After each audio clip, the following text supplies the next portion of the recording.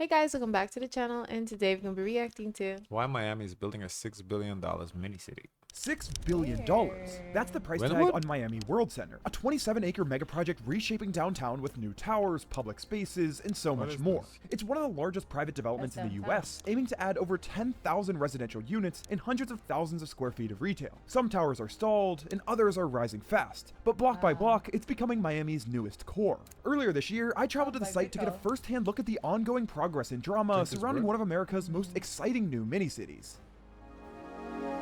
I thought it would be In like March of Glenwood. 2003, real estate mega developer Art Falcone closed on a small, 1-acre corner site at Northeast 1st Avenue and 10th Street. This was in an area that had seemingly been left Nah, behind the it's rest of the Brickell, city. While adjacent districts like Brickell and the Biscayne Boulevard corridor saw a construction surge in the early 2000s, this section remained largely stagnant. So why would he buy this? He had a grand vision for a walkable, transit-oriented core that Miami lacked compared to other global cities. In buying this small Okay, plot you're of right about land, that. set in motion what would become the largest private land assembly in Miami's modern era. Behind the scenes, another real estate developer with ties to the Miami area joined Falcone in June 2006. Together, they incorporated Miami World Center Associates and began systematically buying up property across the area. Over the ensuing 8 years, they quietly acquired over 140 separate parcels, surface parking lots, aging warehouses, low-rise Quietly? buildings, and vacant lots. These were purchased from around 40 different sellers, gradually knitting them into a single 27-acre development site. In 2011, they brought in LA-based CIM Group to help finance and co-develop the mega project. By late 2014, when the city of Miami granted master plan zoning approval, virtually all the land assembly was complete. Construction began with 2 signature residential towers. Paramount Miami World Center, a 700-foot condominium, rose from spring 2016 to topping out in August 2018. Its 569 units, ranging from studios to penthouses, feature extensive amenities such as resort-style pools and tennis courts, indoor basketball and golf simulators, and a rooftop skyport provisioned for future air taxi use. By early 2019, over 85% of units had been pre-sold, many of which were to out-of-state and international buyers. At the same time, Kioba 1 climbed 445 feet, topping off in late summer 2018 and reaching 84% occupancy by year-end. So I guess this is a little bit like it's in Brickell, but west of 95 side of Brickell. Isn't that like Little Havana? I'm all confused as to where we are. I think we're in downtown.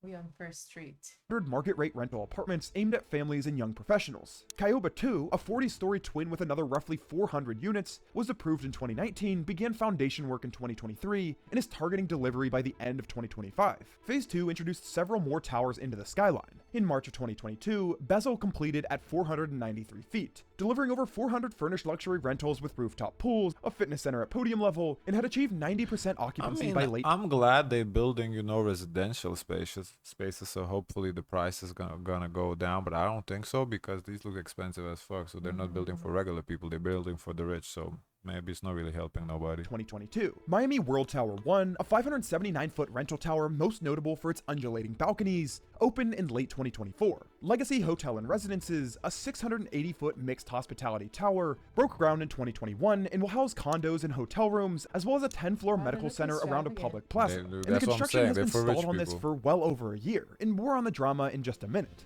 Several additional towers remain in various planning in and that construction. area, it has really bad flooding already, so I can imagine the weight of these structures onto the ground.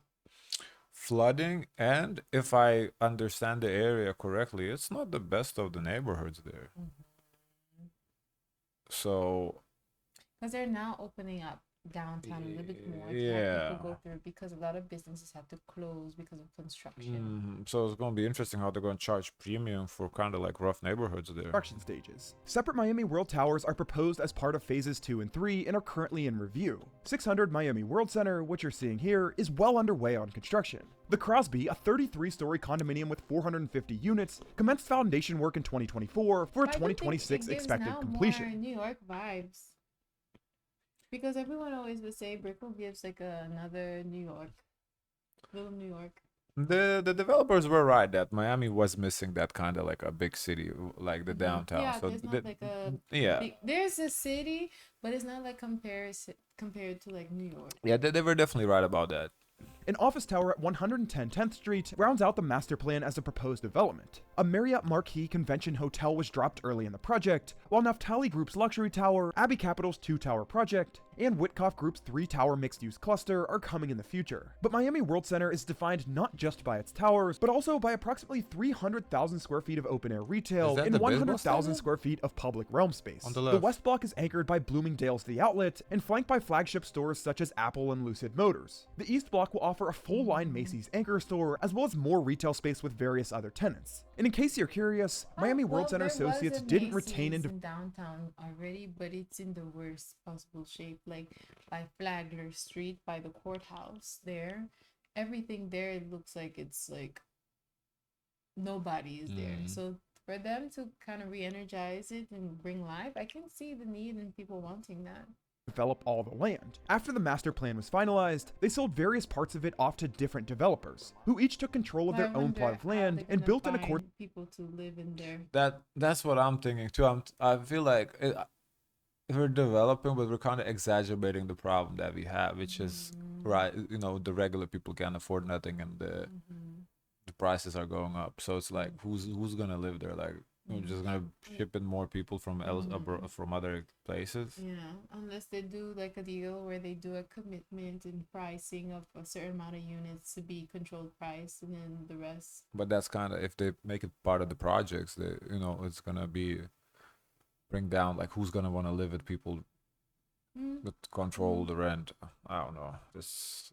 Yeah. Accordance with the master plan. So now let's zoom out and look at how this project will affect Miami and its residents. At full build-out, the project is expected to add around 11,000 new residential units. On its own, that number might Really not seem only? remarkable, but when you compare it to No, the it broader doesn't. housing picture in Miami, the scale becomes clearer. According to the 2020 US Census, the entire city had about 212,000 housing units. That means that this single development, spread across just 27 acres, is set to increase the city's housing stock by more than 5%. While this surge in downtown housing might sound like a solution to Miami's housing crunch, the Nope. reality is considerably more complicated. Most of the new units at Miami World Center are targeted toward high-income buyers, corporate renters, and short-term visitors, not middle-income families. The buildings, as you've heard, come packed with luxury amenities, concierge services, and designer retail at ground level, all of which tend to drive up surrounding property values rather than bring them down. And it's not just lower-income households that feel the squeeze. Even for middle and potentially upper-middle-class residents, the kind of housing being built here doesn't necessarily translate to better access or affordability.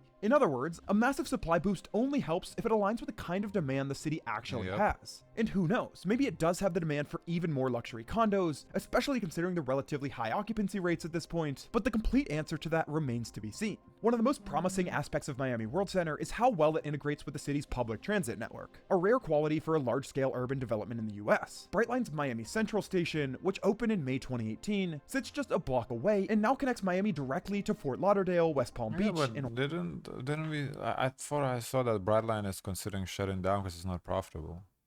I don't know. They So- did a whole like commercial, a whole shoot to kind of promote Oh. the use of it and the luxury amenities that it comes with it, because there's like a first class service that you can use with the Brightline. yeah. Because even the target market for Brightline seem to be more of those who are willing to pay extra dollar for it to survive. Orlando. Just across the development, the Metro Mover Omni-Loop station better links World Center with other downtown hubs like Brickell, Bayside, and more. In terms of opposition, criticism of the project stretches back to well before ground was ever broken. At a 2014 meeting of Miami's Urban Development Review Board, some members described the project as a monumental mistake, with one board member going so far as to call it destructive to the urban grid of Miami. The concern was that the original master plan, heavy on superblocks and internal promenades, would break up the city's traditional street network and isolate the development from surrounding neighborhoods. While the project ultimately received approval, those criticisms weren't isolated. Many local residents voiced similar concerns about scale, walkability, and the privatization of some public space. The Legacy Hotel and Residences has become one of the biggest setbacks within Miami World Center. Construction halted in early 2024, with about 16 of its planned 50 floors complete. MEP, or mechanical, electrical, and plumbing systems, were installed incorrectly due to poorly coordinated changes to the floor plan. Soon after Sounds that, like Silverstein Miami. Capital Partners cut That's off the- funding. The That's literally Who they hire? the epitome of Miami. They want the money, but they don't have the budget. Fake it till you make it.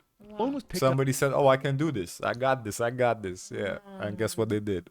up by Bust. Monarch Alternative Capital, which filed foreclosure in July 2025, citing missed payments and contractor liens. In response, the developer filed a counterclaim, accusing Monarch of acting in bad faith, and this means that the site will remain inactive for the foreseeable future, tied up in legal and financial uncertainty. Despite this, Miami World Center held its grand opening in May 2025, officially celebrating the launch of its retail, dining, and public spaces. So with everything in mind, I'd be interested to hear your thoughts in the comments below. As the remaining high-rises continue to climb and the streetscape fills in, Miami World Center will have turned what was once a gap in the city's fabric into a continuous walkable district. 10 long underutilized blocks reimagined as Miami's newest core. At Buildcore, we're building America, one story at a time. Again, I'm gonna see the comments. Interesting. I don't know about this. Interesting, I guess. You know, we don't live in that area, so we wouldn't really know. But But interesting. we've seen the constructions, always construction. It's always constructions, going yeah, on in that everywhere, area. yeah, everywhere in Miami, constructing, never-ending money laundering. As a resident of Southport, I'm not opposed to more development. The one thing that I really do wish they would do is really build up mass transit. The people more exhausted and runs 18 hours per day. They do. They have the bright line. We're just overpopulated. I live in just a few blocks north of this. I walked by there the other day and was amazed the amount of construction going there, literally making an entire new neighborhood downtown from scratch. Considering what it replaced, it's welcome. Of course, more affordable working class housing is needed too, but there's a relatively easy fix for that. P3 TODs. What does that I mean? don't know. Project? Build more mixed use. Yeah, I mean, I get what he's saying, you know, consider what it replaced, because how I remember that area, I feel like it's not the best of the neighborhoods, so considering what it replaced, that's cool. But yeah, I don't feel like this is what should have replaced it. I feel like it should have been replaced more like affordable housing, like for regular people, not rich. You know, I always wonder when these new developments are complete, how does it affect the prices of other homes that are put on the market? They say now Miami is like buyer's market now. I think, yeah, but there's more supplies, the price should go down. I think the question is, how long can the developer hold out without selling? Yeah. You know, are the banks squeezing them for one, Yeah. and another two, is there like any laws that prevent empty units for sitting around in Miami? I'm not aware that they are right now, so that's not. But if they do end up passing a law that, you know, doesn't allow empty units to sit for more like a half a year or say, also price will go down. So Because the trend has been delisting, like they just take it off the market and they say they're gonna hold Well, out. if they can afford to not get paid, that's their prerogative. That's their right. Guys, of course, let us know your thoughts. Don't forget to like, comment, and subscribe. Join the Discord. And as always, share as much kindness as possible.